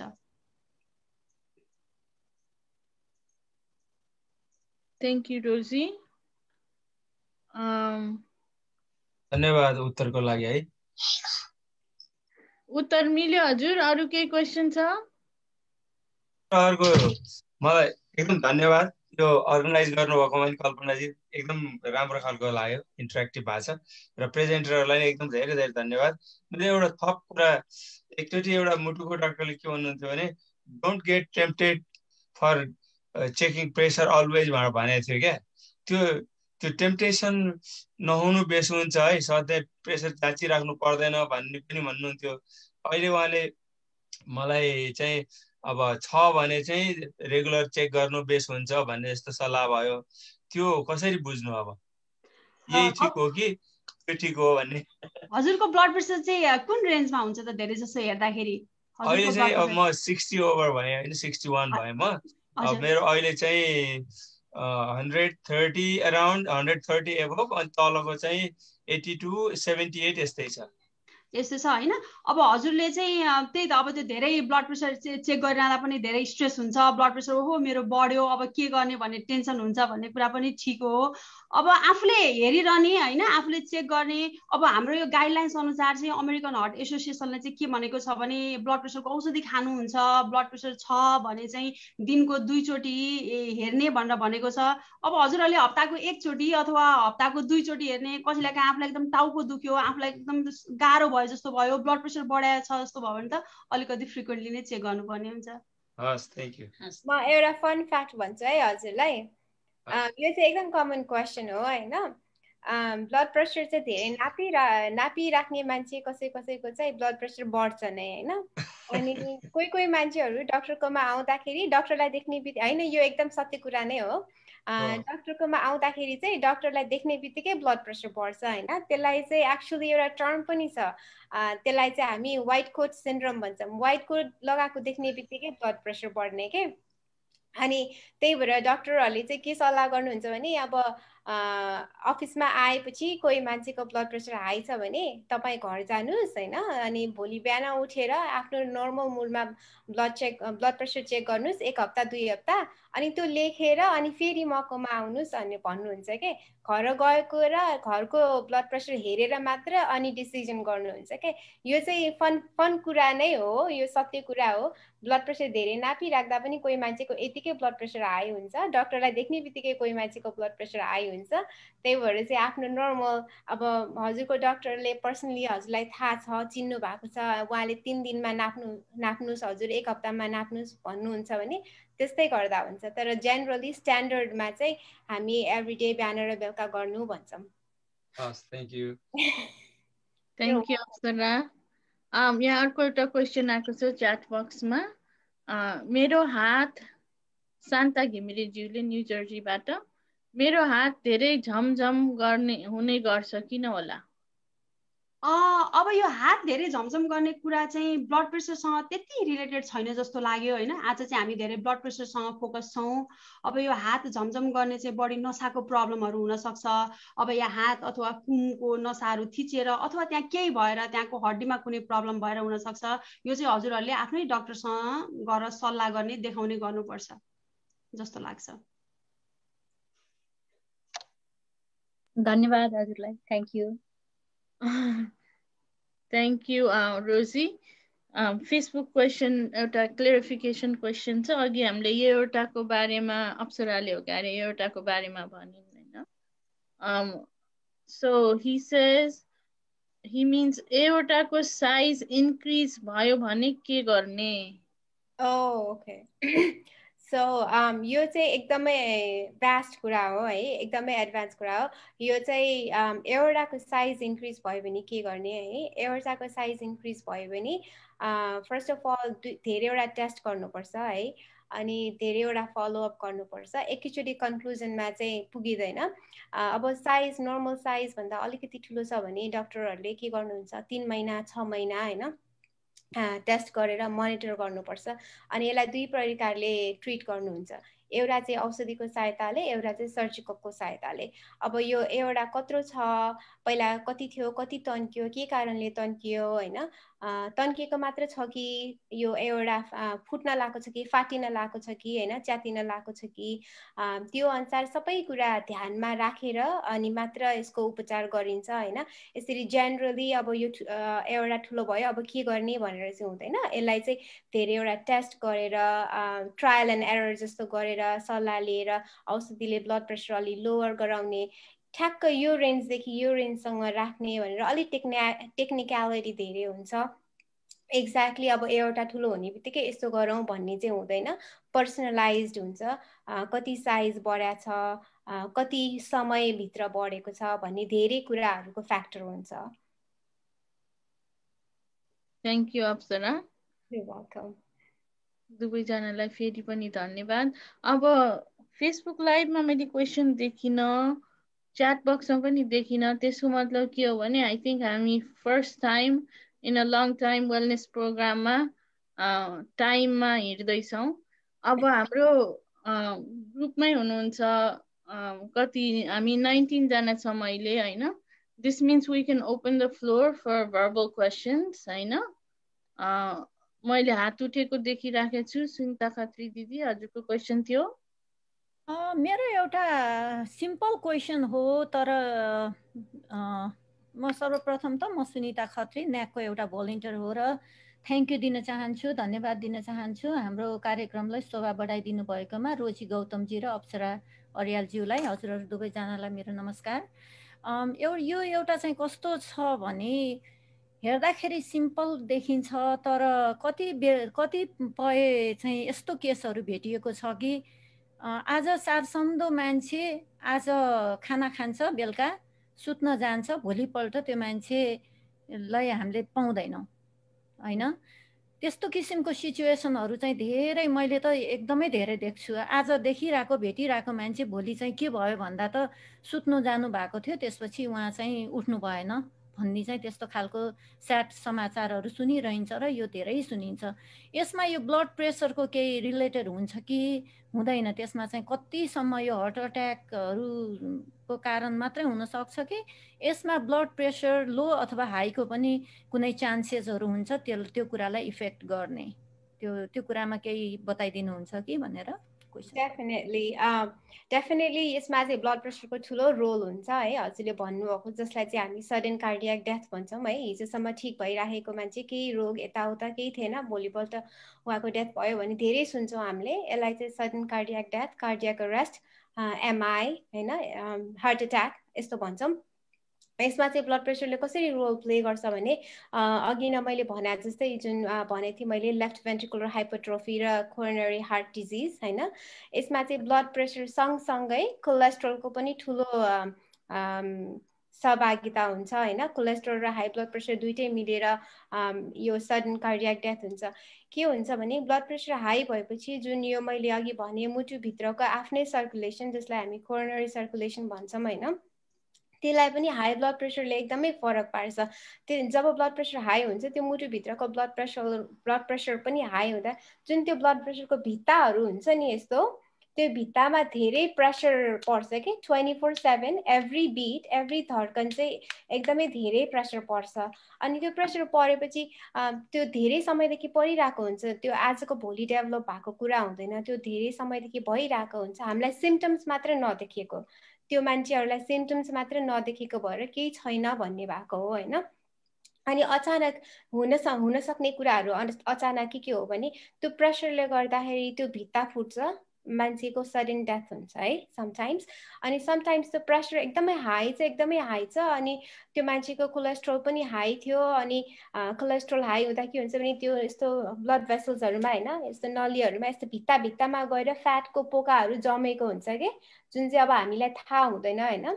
त्यो पोकाहरू जमेको हुन्छ अनि प्रेसर हाई भएको बेलामा के हुन्छ नि, बेसकन ब्लड फ्लो गरेर आउँदाखेरि त्यो पोकाहरू पनि ब्लडसँगै फ्लो हुन्छ समटाइम्स फुटेर होइन। अनि फ्लो भएर अर्को ठाउँमा गएर ब्लक गरिदिन्छ यसरी होइन।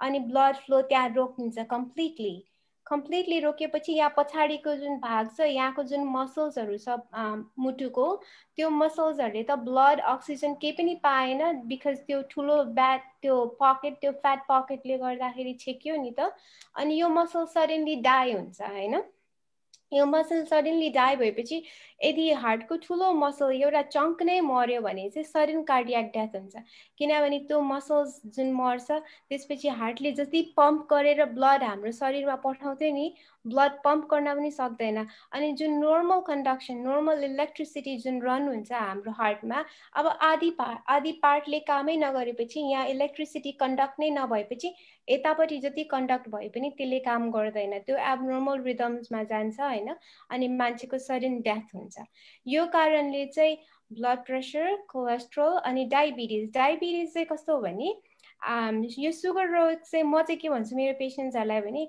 If you have diabetes you have a driver for every disease डायबिटिजले चाहिँ सबै रोगहरूलाई यस्तो छिटो चलाउँछ कि हैन रोगलाई बढाउने नराम्रो पार्ने काम गर्छ क्या सो यो कम्बिनेसन्स यो high blood pressure cholesterol diabetes यो चाहिँ perfect setup for a heart attack यो किसिमले चाहिँ मान्छेहरूको सडन डेथ हुन्छ यो तीनटा हुँदा कति मान्छेहरूलाई थाहा नै हुँदैन डाक्टरकोमा गएकै हुँदैन कोलेस्ट्रोल कति छ थाहा नै हुँदैन हेर्दाखेरि लिन एन्ड थिन सिम्पल टल ओभरवेट पनि छैन के पनि छैन बट स्टिल कोलेस्ट्रोल हाई हुने चान्स ब्लड प्रेसर हाई हुने चान्स पनि हुन्छ अनि त्यो कारणले चाहिँ सडन डेथ हुन्छ मैले अर्को चाहिँ यो किन त सुतेको बेलामा बढी हुन्छ यो पनि एउटा क्वेसन आउँछ कि अब यो सबै हुँदाखेरि why during the sleeping time in the night time और usually this is very interesting है मैले चाहिँ यो स्टडिजहरू मैले आफूले चाहिँ पढेको छैन मैले देखेको चाहिँ छैन but this is very interesting and true mostly धेरै डेथहरू चाहिँ राति नै भइराखेको हुन्छ this is something that we can look up अनि नेक्स्ट सेसनमा we can talk about this we can bring more light on this is a very interesting question thank you अनि थ्याङ्क यू डाक्टर कल्पना सत्यालज्यू हजुरहरू सबैलाई thank you thank you Sunita दिदी thank you अप्सरा यो question चाहिँ म नोट गरेर राख्छु अर्को हप्ता हाम्रो डाक्टर बदाल कार्डियोलोजिस्ट आउँदै हुनुहुन्छ यही प्रोग्राममा उहाँलाई सोधौँला निन्द्रामा किन धेरै हार्ट एट्याक हुन्छ त्यो होइन त हजुरको क्वेसन हजुर एक्ज्याक्टली थ्याङ्क यू म एउटा फेसबुक लाइभको क्वेसन दिन्छु अनि फेरि हामी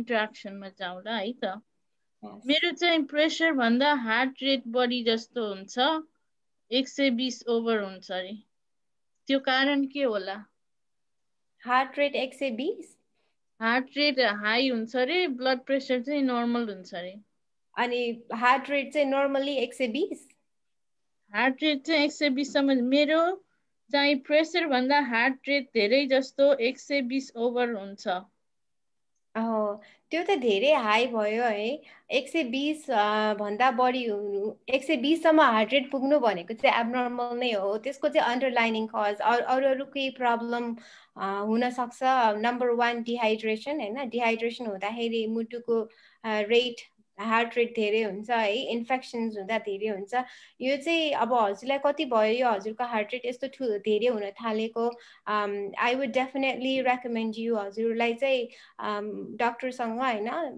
जति सक्दो चाँडो अपोइन्टमेन्ट लिएर I would recommend you to visit a doctor without any cause हजुरको हार्ट रेट 120 भनेको धेरै नै हो समटाइम्स अब एरिथमियाहरू रिदमहरू आउट अफ अर्डर भएको बेलामा पनि यस्तो हुनसक्छ इट इज भेरी इम्पोर्टेन्ट हजुर डक्टरसँग अपोइन्टमेन्ट लिएर होइन हजुरको अन्डरलाइनिङ केसहरू के छ पत्ता लगाएर ट्रिट गर्न आवश्यक पर्छ thank you Apsara Thank you. अब we come back to the floor जुममा हुने पार्टिसिपेन्ट्सहरू हजुर अरू कसै क्वेसन छ भने हात उठाउनु भयो हुन्छ पुरुष सुवेदी हात उठाउनु भयो नमस्कार म पनि नाकको एउटा भोलिन्टियर हो मेरो क्वेसन के छ भने यो ब्रेन ह्यामरेज अथवा स्ट्रोक यसको सिम्पटमहरू कस्ता हुन्छन् र चाँडै चाहिँ यो सिम्पटमहरू पत्ता लगाएर चाहिँ यसलाई भनौँ ढिलोसम्म सिम्पटम थाहा नपायो भने चाहिँ यसले चाहिँ अब नराम्रै असर गर्छ होइन ब्लिडिङ स्लिडिङ भएर अब सक्दो चाँडो चाहिँ यसको सिम्पटम थाहा पाएर अनि उपचार गर्न सक्यो भने बेटर हुने होला त्यो सिम्पटमहरू चाहिँ के होला अलिकति प्रकाश पारिदिनुहुन्छ कि? अब यो यहाँ हजुरले स्ट्रोकको धेरै राम्रो क्वेसन सोध्नुभयो होइन। अहिले चाहिँ हामीले यो धेरै देखिने भनेको नम्बर 1 चाहिँ हार्ट अट्याक भयो, अर्को चाहिँ स्ट्रोक हो।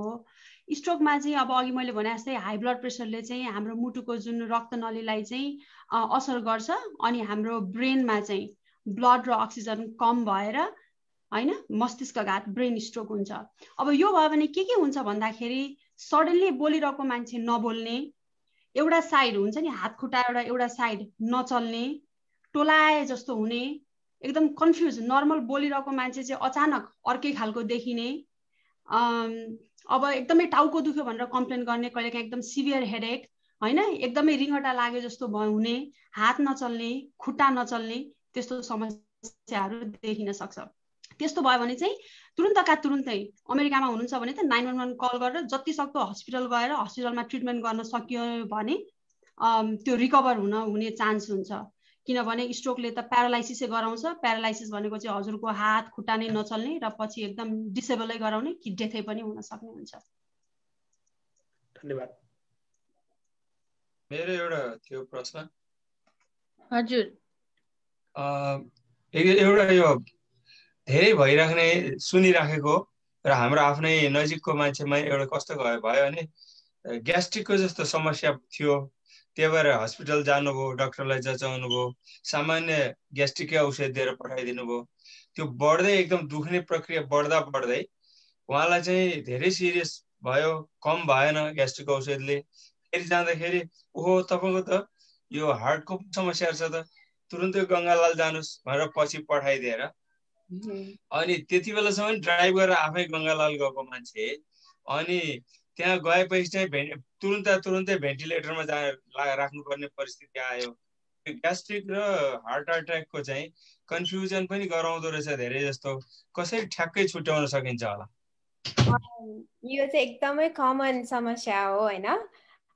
सबैभन्दा कमन सिम्टम यो हार्ट अट्याकको सबैभन्दा कमन सिम्टम के हो भने छाती दुख्ने हो होइन। अनि अब हामीलाई कति बेला चाहिँ एक्सप्लेन गर्न पनि गाह्रो हुन्छ एक्ज्याक्टली छाती दुख्यो भनेर कहाँ दुख्यो भनेर देखाउनलाई। अनि यो ग्यास्ट्रिक र यो छाती दुख्ने चाहिँ एकदमै क्लोज छ के, मान्छेहरूको यो मुटु पोल चाहिँ भन्छौँ हामी जसलाई हार्टबर्न भन्छौँ, त्यो छुट्टै समस्या हो, त्यो चाहिँ रिफ्लक्स हो, त्यो ग्यास्ट्रिक हो होइन। अनि यो छाती दुख्ने भन्छौँ यो चाहिँ छुट्टै समस्या मुटुको हो होइन। यो दुईटालाई छुट्याउनलाई होइन हस्पिटलमा गएको बेलामा इम्पोर्टेन्ट छ कि हामीले टेस्टहरू गर्नुपर्छ, न कि अब बोलेको आधारमा पेसेन्टसँग इन्टरभ्यूको आधारमा औषधि दिएर पठाइन्छ। कहिलेकाहीँ एकदमै नर्मल आफूलाई 100% अब डक्टरहरूले इभ्यालुएट गर्दाखेरि 100% यो छातीकै के अरे यो पेटकै समस्या हो, यो मुटुको होइन भनेर 100% स्योर हुनुभयो भने उहाँहरूले ग्यास्ट्रिक भन्नुहुन्छ। तर यहाँ चाहिँ है अब नेपालमा कस्तो छ चाहिँ मलाई थाहा छैन, तर यहाँ चाहिँ अब कसैले मेरो पेट नै दुख्यो भनेर आएर छातीतिर देखायो भने पनि हामी चाहिँ के गर्छौँ भने हामी चाहिँ यो हार्टले जुन इन्जाइम्सहरू रिलिज गर्छ होइन, मुटुलाई दुःख पर्दाखेरि जुन इन्जाइम्सहरू रिलिज गर्छ त्यो इन्जाइम्स चेक गर्छौँ। अनि त्यो इन्जाइम्स लेभलले पनि हामीलाई आइडिया दिन्छ यो पेटको समस्या हो कि मुटुको समस्या भनेर। अनि हामी इकेजीसहरू गर्छौँ। इकेजी गर्दा होइन मुटुको इलेक्ट्रोग्राम गर्दाखेरि चाहिँ हार्ट अट्याक नै भएको छ भने चाहिँ चेन्जेसहरू हुन्छ होइन, जुन हामी इकेजीमा पढ्न सक्छौँ। त्यसरी थाहा पाउँछौँ हामी हार्ट अट्याकको साइन भएको छ भनेर। अनि अर्को कुरा अब हामी यहाँ चाहिँ अब मुटुको अल्ट्रासाउन्डदेखि लिएर धेरैवटा टेस्ट गर्छ जसले हामीलाई थोरै भए पनि क्लु दिन्छ। कहिलेकाहीँ चाहिँ कुनै पेसेन्ट्सहरू आउँदाखेरि मलाई यो कस्तो छाती दुख्या जस्तो हुन्छ, मेरो हातमा पनि यतातिर पनि अलिअलि नम हुन्छ, कहिलेकाहीँ यहाँ दुख्छ, यहाँ माथि पनि जान्छ, पछाडि पनि दुख्छ, यस्तो भन्नुभयो भने चाहिँ यो चाहिँ टिपिकल हार्ट अट्याक हो भनेर हामीलाई तुरुन्तै थाहा हुन्छ। तर कोही मान्छे आउनुहुन्छ हजुरले भने जस्तै ग्यास्ट्रिकको प्रब्लम हो कि होइन भन्नुहुन्छ, तर उहाँहरूलाई पनि हामी जस्ट इन केस यो दुईवटा टेस्ट चाहिँ गर्छौँ। अनि यो टेस्टले हामीलाई हिन्ट दिन्छ अलिकति मेबी अरू पनि टेस्ट गर्नुपर्छ कि हार्ट अट्याकको कुनै साइन छ कि भन्नु, अनि त्यसरी थाहा पाउँछौँ, त्यसरी छुट्याउँछौँ हामी यहाँ चाहिँ। त्यही त हजुरहरूलाई त त्यसरी सजिलो भयो, अब इक्विपमेन्ट हुन्छ सबै, अब अनुभव पनि हुन्छ, सबै कुरोले सहज हुन्छ। तर एउटा इन्डिभिजुअलले अब यो हो कि त्यो हो भन्ने कन्फ्युजनमा कहिलेकाहीँ यो एन्टासिडहरू खाएर बस्ने हुन्छ। अनि त्यसैको परिणति चाहिँ फेरि जीवन नै जाने पनि छ। धेरैवटा केसहरू सुनेको छु मैले धेरैजनाको। यहाँ पनि अलिअलि केसहरू हुन्छ, नहुने त होइन। त्यही भएर एकदमै इम्पोर्टेन्ट कुरा चाहिँ अब डक्टरसँग जाँदाखेरि कुरा गर्दाखेरि चाहिँ होइन अलिकति पनि इन्फर्मेसन नछुटाइकन पेसेन्टले भन्नुपर्छ। अब हामी डक्टरकोमा जाँदाखेरि आफूलाई केही भएको छ भने सबै कुरा, सास फेर्न गाह्रो भएको थियो कि, यहाँ दुख्दाखेरि अलि पसिना आउन थालेको थियो कि होइन, अलि भमिट आउला जस्तो भएको थियो कि, फेन्ट होला जस्तो भएको थियो कि, अब यहाँ छाती दुख्दाखेरि पछाडि ढाडमा पनि दुख्या थियो कि, अब हातमा अलिअलि छ नि दुख्या थियो कि, हात अलि नमलाई के भन्छ अब नम भएको थियो कि होइन, झम हुने, निदाएको जस्तो एभ्रिथिङ जे फिल भएको छ नि त्यो मोमेन्टमा एभ्रिथिङ भन्न जरुरत छ। अच्छा, हस्, धन्यवाद धन्यवाद। थ्याङ्क यू अप्सरा। पुरुष सुवेदीको हात उठेको देखेछु मैले। मेरो क्वेसन भइसक्यो? भइसक्यो। मैले च्याट बक्समा क्वेसन देखे जस्तो लाग्यो। रविन्द्रजीले हात उठाउनु भयो। हुन्छ दाजु, हजुर जानुस् अनि हामी च्याट बक्समा आउँछौँ। मैले भन्दा हुन्छ? हजुर हुन्छ दाजु। हस्, नमस्कार सबैलाई। मेरो चाहिँ हार्ट प्रब्लम त्यति त होइन। मलाई पहिला अघि डाक्टर साहबले भन्नुभयो जस्तै म हस्पिटलमा जान्छु जहिले मेरो हेल्थ चेकअप गराउनलाई। मेरो प्रेसर चाहिँ जहिले पनि अलिकति बढी हुन्छ, अनि 10-15 मिनट पछि फेरि डक्टर आफैले जाँच्दाखेरि फेरि नर्मल हुन्छ। अनि डक्टरले चाहिँ त्यसरी बढ्यो घट्यो, बढी भएको घट्टी भएको हुँदैन, कारण तिमीले चाहिँ औषधि खानुपर्छ होला भनेर मलाई औषधि दिनुभयो। त्यो चाहिँ लो डोजको 2.5 को मात्रै छ भनेर उसले दियो, मैले खाएँ। त्योभन्दा पहिला मलाई प्रेसर पनि थिएन, पछि पनि प्रेसर छैन, तैपनि मैले त्यो रोकिराखेको थिएँ। अनि पछि डक्टर औषधि खायो भने मैले त खाएको छुइनँ भने, अनि खाँदा हुन्छ। अब तिम्रो एजले पनि 65 ओभर भइसकेपछि ब्लड प्रेसरको औषधि खाँदा राम्रो हो, नभएर पनि केही हुँदैन। यो लो भनेर भन्नुभयो र 2.5 को दिनुभएको छ। म त्यो मैले पछि चाहिँ अनि मलाई एउटा प्रब्लम हो, मेरो यो नेकमा नसा च्यापियो भनेर मेरो अपरेसनै भयो, हड्डी नै चेन्ज गरेको छ। अनि मेरो खुट्टा राम्रोसँग चल्दैन अहिले पनि, एकदम गाह्रो छ मलाई। अनि मैले चाहिँ के सोचेँ भने यो मेरो प्रेसरले पनि हो कि भनेर मैले प्रेसरको औषधि त्यसपछि खाएको। त्योभन्दा पहिला मैले खाएको थिइनँ, मलाई भन्नु त डक्टरले पहिला भन्थ्यो। अनि अहिले चाहिँ आएर डक्टरले 1-1.5 महिना अगाडि चाहिँ मेरो घरैबाट हामी डक्टरसँग कन्सल्ट भयो। कसो भन्दाखेरि तिम्रो हेल्थ एकदम राम्रै छ, तिमीले त प्रेसरको औषधि नखाए हुन्छ, प्रेसर पनि खासै तिम्रो छैन भनेर भन्यो। अनि मैले चाहिँ के सुनेको थिएँ भने धेरैजना, मेरो ज्वाइँ पनि प्रेसरको औषधि खानुहुन्थ्यो, अकस्मात उहाँले छोडिदिनु भयो औषधि, मसँग प्रेसर छैन भनेर उहाँको डेथ भयो। त्यसरी नै अरू 2-3 जना मेरो फ्यामिलीहरूमा त्यस्तो प्रेसरको औषधि खानलाई ब्रेक गरेपछि त्यस्तो अब नराम्रो घटनाहरू धेरै सुनेकोले मैले चाहिँ मेरो यो अस्ति मलाई औषधि छोडिदिए पनि हुन्छ भन्दाखेरि मैले खाइरहेको छु। यो कारण के होला भनेर मैले औषधि त खान त अहिले पनि कन्टिन्यू गरेको छु। 2.5 को छ।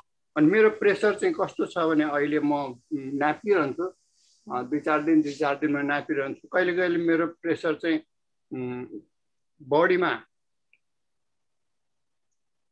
143/76 हुन्छ, अनि कहिले चाहिँ लो भएर 87/54 सम्म घटबड भएको छ। अनि हिजो अस्ति 2 दिन अगाडिको प्रेसर नाप्दा चाहिँ 122 माथिको, तलको चाहिँ 73 छ। मेरो ऊ चाहिँ हार्ट बिट चाहिँ 63 छ। ओके, सो कोही मान्छेलाई चाहिँ ब्लड प्रेसर यस्तै फ्लक्चुएट हुन्छ हजुरको जस्तै, कहिले चाहिँ 90, कहिले 120, कहिले 140 हैन। अनि अब हजुरलाई अरू के कन्डिसन छ, डायबिटिज छ कि अरू केही छ, किडनी प्रब्लम छ केही छ कि अरू कुरा सबै हेल्थी हुनुहुन्छ? मेरो केही पनि प्रब्लम छैन। अरू कोलेस्ट्रोल पनि हाई त होइन, हाई छैन, डक्टरले त छैन भनेको छ, प्रायः कोलेस्ट्रोल पनि छैन भन्छ। अरू हिजो अस्ति यसै चेक गर्दाखेरि अब एजले गर्दाखेरि तिमीले कोलेस्ट्रोल पनि औषधि खाऊ भनेर भन्नुभएको छ। कोलेस्ट्रोल चाहिँ छैन खासै हाई। अब कति छ भनेर मैले थाहा छैन। अब हजुरको पर्सनल हेल्थ त अब हजुरको डक्टर जसले हजुरको टेक केयर गरिराख्नु भएको छ उहाँलाई पर्सनली थाहा हुन्छ होइन। तर इन जेनरल हजुरको कुरा सुन्दाखेरि चाहिँ मलाई चाहिँ यस्तो लाग्यो, हजुरलाई कोलेस्ट्रोलको औषधि खानु, ब्लड प्रेसरको औषधि खानु चाहिँ हजुरको डक्टरले अब फ्युचरमा गएर हार्ट डिजिजहरू, हार्ट एट्याकहरू हुनबाट बच्नको लागि प्रिभेन्टिभ वेमा खानु भन्नुभएको जस्तो लाग्यो मलाई होइन। अब अगेन हजुरले हजुरको डक्टरको जस्तो सल्लाह हुन्छ त्यही अनुसारले नै फलो गर्नुहोस्, म त्यही रेकमेन्ड गर्छु, किनकि उहाँले हजुरको पर्सनल हेल्थ जान्नुहुन्छ होइन। अनि हजुरको ब्लड प्रेसर चाहिँ बेला बेलामा फ्लक्चुएट हुँदो रहेछ, कहिले 100, कहिले 120, कहिले 140। एज लङ एज हजुरको डक्टरलाई यो फ्लक्चुएसन्स राम्रोसँग थाहा छ होइन, उहाँले जे रेकमेन्ड गर्नुहुन्छ, डक्टरले जे रेकमेन्ड गर्नुहुन्छ, म चाहिँ हजुरलाई त्यही फलो गर्नु भन्छु। किनकि समटाइम्स डक्टरहरूले यो कन्डिसनमा चाहिँ यति ब्लड प्रेसरै ठिक छ भन्नुहुन्छ, कहिले चाहिँ अलिक थोरै राख्नुपर्छ, कुनै कन्डिसनमा अलिक धेरै नै राख्नुपर्छ भन्ने विभिन्न कारणहरू हुन्छ होइन। सबै जेनरल कुरा सबैलाई लागु हुँदैन, आफ्नो पर्सनल हेल्थ अनुसार फरक पर्छ। अब किनकि हजुरले हजुरको डक्टरलाई कति समयदेखि फलो गर्दै आउनु भएको छ, हजुरको पर्सनल हेल्थ हिस्ट्री उहाँलाई राम्रोसँग थाहा छ। आई वुड रेकमेन्ड हजुर उहाँले जस्तो भन्नुहुन्छ त्यही फलो गर्दा हजुरलाई राम्रो हुन्छ जस्तो लाग्छ मलाई चाहिँ। थ्याङ्क यू अप्सरा। म एउटा फेसबुक लाइभको क्वेसन लिन्छु। Apsara, Rosie, if it's something we need to ask the doctor, we'll do that. तर fatty liver लाई के गर्नु पर्छ रे, fatty liver को बारेमा? अब मैले चाहिँ अब होइन धेरै सो देखेको चाहिँ यो फ्याटी लिभर चाहिँ बढी ओबेसिटी हुनेमा देखिएको छ। अब फ्याटी लिभर र हाई ब्लड प्रेसरको लिङ्क के छ भन्ने कुरा चाहिँ यो अब त्यति धेरै डिटेलमा थाहा छैन, मैले त्यति साह्रो हेरिसकेको छैन होइन।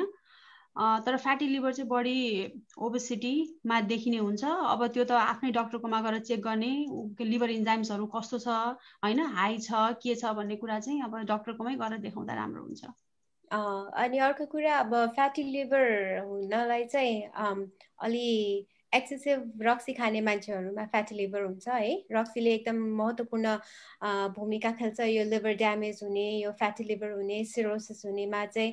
अनि यसमा चाहिँ लिभरभित्रको जुन सर्कुलेसन हुन्छ होइन, मुटुको जस्तै लिभरको पनि सर्कुलेसन्स हुन्छ, इन्टेस्टाइनलाई जोड्ने ब्लड भेसल्सहरू, रक्तनालीहरू हुन्छ, त्यसमा पनि ब्लड प्रेसर हाई हुन्छ होइन यो फ्याटी लिभरहरू हुँदाखेरि।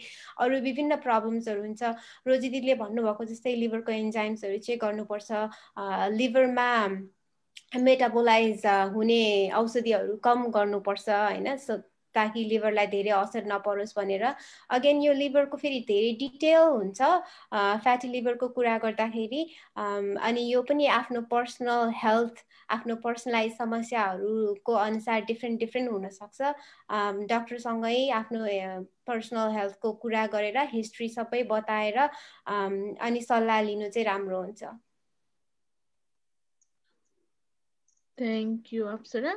अब देवगुरुले हात उठाउनु भएको छ, मैले च्याट बक्समा पनि क्वेसनहरू देखेको थिएँ एक दुईटा देवगुरुको, हजुरले आफैले सोध्नु भयो हुन्छ।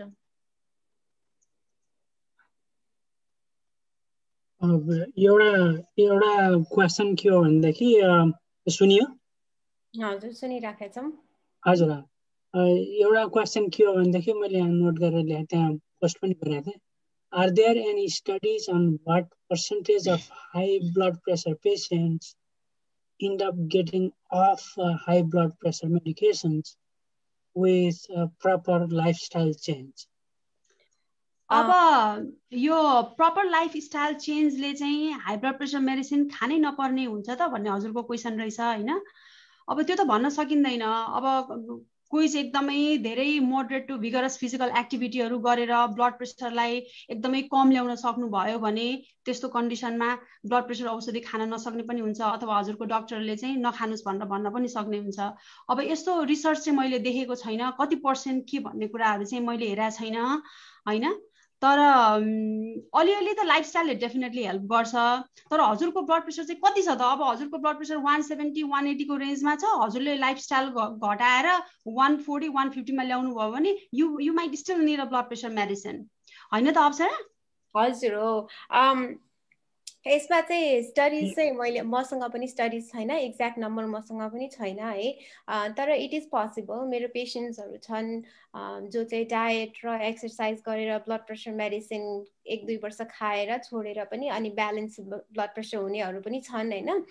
हुँदै नहुने चाहिँ होइन, औषधि छुटाउन पनि सकिन्छ डायट र एक्सर्साइजले गरेर।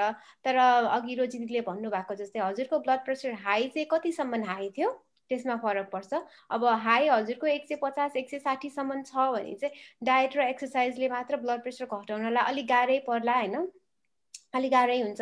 तर अब हजुरको ब्लड प्रेसर चाहिँ अब 130 135 मा पुगेको थियो अनि हजुरले आफ्नो ख्याल गरेर लाइफस्टाइल चेन्ज गर्नुभयो भने it is possible to get the blood pressure normal अनि be off the medication। तर फेरि इम्पोर्टेन्ट कुरा के हो भने अब मेडिसिन छोडेर ब्लड प्रेसर ठिक भयो भनेर बसिरहनु पनि मिल्दैन। ब्लड प्रेसर चेक गरिराख्नुपर्छ, डक्टर भिजिट गरिराख्नुपर्छ, फलोअप गरिराख्नुपर्छ होइन, ध्यान चाहिँ दिइराख्नुपर्छ। तर it is possible diet and एक्सर्साइजले ब्लड प्रेसर नर्मलाइज गराउन पनि सकिन्छ, सकिन चाहिँ। भनेपछि there are examples that people have gotten. Yeah, definitely, yes. Can be hopeful. Yeah, we can be hopeful. मेरो पेसेन्ट्सहरू नै कतिजना हुनुहुन्छ जसलाई चाहिँ अब 5-6 महिना 1 वर्ष 1.5 वर्ष औषधि चलायौँ अनि डायट एक्सर्साइजले गर्दाखेरि अहिले औषधि खानु पर्दैन, ब्लड प्रेसर ठिक्क मोडरेट छ होइन। तर उहाँहरू सधैँ ब्लड प्रेसर चेक गर्ने, फलोअप गर्ने, 3-3 महिना 4-4 महिनामा डक्टरहरूसँग भिजिट गर्ने चाहिँ पक्कै पनि गर्नुहुन्छ। चलो त्यो चाहिँ क्लियर भयो। अब भनौँ भोल्युम कतिको चाहिने, कतिको रेसियोमा चाहिने त्यो गर्न मिल्छ भन्ने थाहा भएन, तर मिल्छ भन्ने चाहिँ थाहा भयो। मिल्न चाहिँ मिल्छ।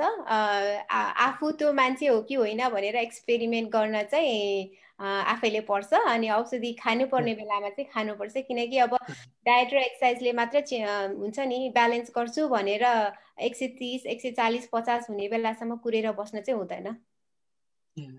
अनि अब अर्को क्वेसन थियो मैले त्यहाँ जुम्मा राखेको थिएँ, यसमा चाहिँ नि यो मोर प्र्याक्टिकल अब फ्यामिलीले कसरी सपोर्ट गर्ने जसलाई हाई ब्लड प्रेसर छ भन्ने कुरामा चाहिँ नि एज अ फ्यामिली मेम्बर धेरै चाहिँ नि कन्सर्न हुन्छ कि मेरो चाहिँ नि यो श्रीमानको मायाले ब्लड प्रेसरमा इम्प्याक्ट गर्न सक्छ हो भने कसरी भन्ने चाहिँ मेरो प्रश्न छ। केही कस्तो बिहेभियर वा कस्तो कसरी चाहिँ नि फ्यामिलीले चाहिँ नि एज अ हस्बेन्ड होइन how can I support someone? chat box को क्वेशन पढ्छु, जिज्ञासा पढ्छु। श्रीमानको मायाले ब्लड प्रेसरमा इम्प्याक्ट गर्न सक्छ हो भने कसरी, के एक्जाम्पल दिनुस्? श्रीमानको मायाले श्रीमतीको ब्लड प्रेसरलाई इम्प्याक्ट गर्ने, is that what it means? Yes.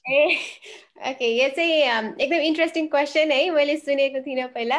तर I don't know blood pressure नै हेल्प हुन्छ कि हुँदैन, तर पक्कै पनि जीवन चाहिँ खुसी हुन्छ। त्यति मात्रै होइन, अब लभ हुन्छ, सपोर्ट हुन्छ, अन्डरस्ट्यान्डिङ हुन्छ, ह्याप्पी लाइफ हुन्छ होइन। अनि त्यति मात्रै नभएर अब माया गरेपछि अलिक मिठो हेल्दी खाना दिने, ल एक्सर्साइज गराउने, अरू कुराहरू पनि भएर चाहिँ डेफिनेटली हेल्प हुन सक्छ जस्तो लाग्छ। अघि हामीले कुरा गरेका थियौँ नि ब्लड प्रेसरको रिस्क फ्याक्टर्सहरू, वान अफ एउटा मोडिफाएबल रिस्क फ्याक्टर्स चाहिँ स्ट्रेस थियो होइन। अब स्ट्रेस भएन भने 4वटा रिस्क फ्याक्टरमा एउटा त गयो होइन। सो पक्कै पनि ब्लड प्रेसरलाई त्यो हिसाबले त हेल्प गर्छ, तर नम्बरै कट डाउन गर्छ चाहिँ म भन्दिनँ। कसैको माया उल्टो खालको माया हुन्छ नि, माया गरेर झन् घिउ बढी खान्दिने, खाऊ भनेर खानेकुरा बढी खान्दिने, उल्टो त्यो मायाले चाहिँ फेरि ब्लड प्रेसर त हाई छँदैछ, कोलेस्ट्रोल पनि हाई होला, हाई हुन्छ फेरि। मैले चाहिँ के बुझेँ भनेदेखि भनौँ अब मेरो मायाले चाहिँ नि ड्याङ्गै फरक पार्छ जस्तो छ। किनभने अब 3 मेन कजहरू मध्ये एउटालाई त मैले टेक केयर गरेँ नि, एउटालाई त टेक केयर गर्नुभयो, माया गर्न नछोड्नुस्। Good advice. Thank you.